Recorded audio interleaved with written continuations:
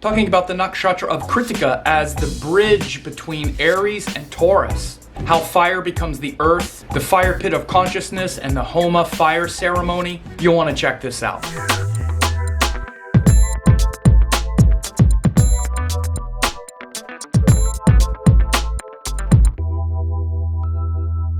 Hey, it's Sam, and today I'm describing the transition between the sign Aries and the sign Taurus as shown by the Nakshatra of Kritikka.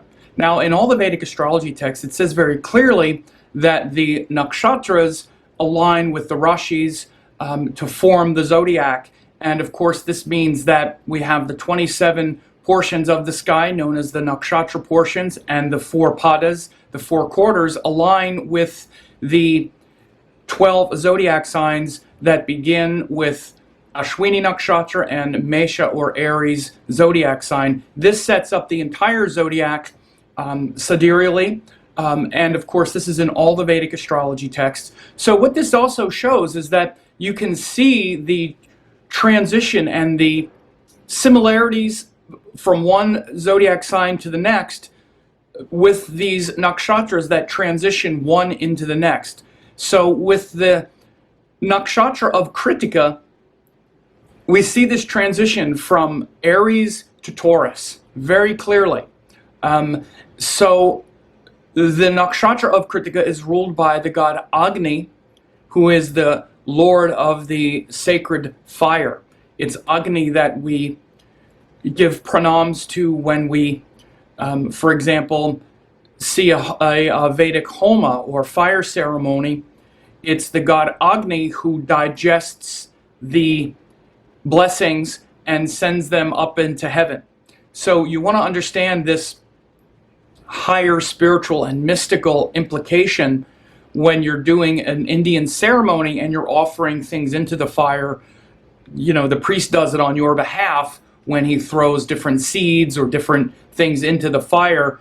Again, it's on your behalf, but you're also invited to offer yourself and your own wishes into that fire of eternal consciousness, and then it's digested and turned into the smoke that goes up into the heaven. And this is the symbology of the fire pit as related to Lord Agni. Now think of this symbol of the fire pit, and you can see this clear reference between Aries and Taurus. Of course, Aries is the fiery sign, the sign of fire, and it moves into Earth, which is Taurus, fixed Earth, this structure that contains the fire. We see this very clearly in these stories of Agni as living in the sacred fire, in the celestial fire, in the fire that digests and that transforms, not just in the fire pit of the yagya or the homa or the puja ceremony offering, but also, for example, your own body is a fire pit. So the fire pit of consciousness that you are embodying has to do with your food, the food you eat, and the agni that must digest the food. And then the digestion of that food then goes into the consciousness of your own mind and your higher consciousness or your lower consciousness. Again, Aries is this fire sign. Taurus literally has to do even with food and with... So you want to make sure and hit the subscribe button and ring the bell to be notified, and click like on this video. Then you will live long and prosper. That with consumption and with sensual pleasures and enjoyment and structure and the physical nourishment and body. And Agni is the fire that must digest all of this. So again, think about how this metaphor is appropriate also for your daily habits and your daily patterns of consumption.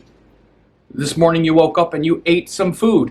Was that food just something that you wanted to taste? Did you eat too much of it? Or was it something that was also pure and sattvic and that elevated your mind and your vibrational frequency? Again, these are all,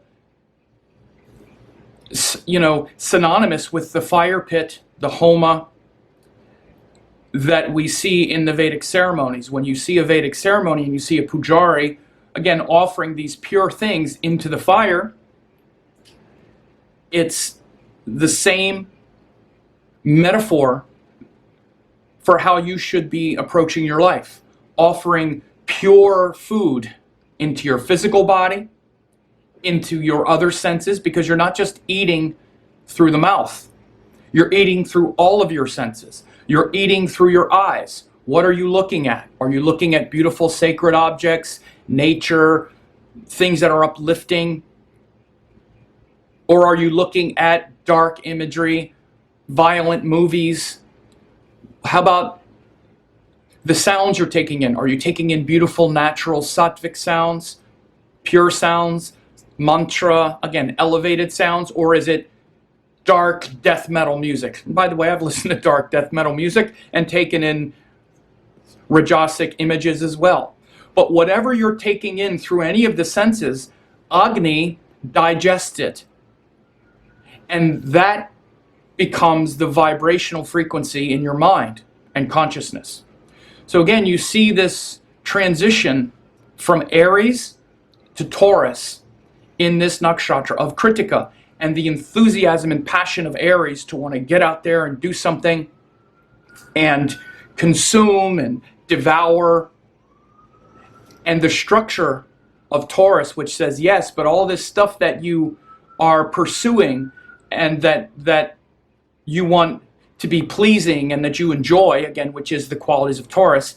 Aries is a lot of the pursuit of things and the enthusiastic pursuit, and Taurus is how satisfied we can be from those things and how we're looking for that pursuit to be enjoyable and pleasant and happy, and how those things create a structure in our life. That's the Aries-Taurus principle. Between those two, again, is the nakshatra of Kritikka, ruled by the Lord Agni, which is where we need to have discrimination, the fire of discrimination and clarity, the fire of digestion, and the understanding that all the things we are pursuing that we think are going to give us pleasure and happiness need to be digested, and they form our higher consciousness and awareness.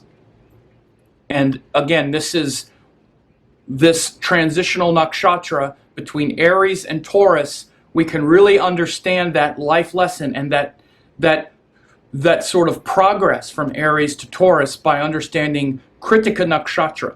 So I hope this shed some light on this very important transitional nakshatra between Aries and Taurus.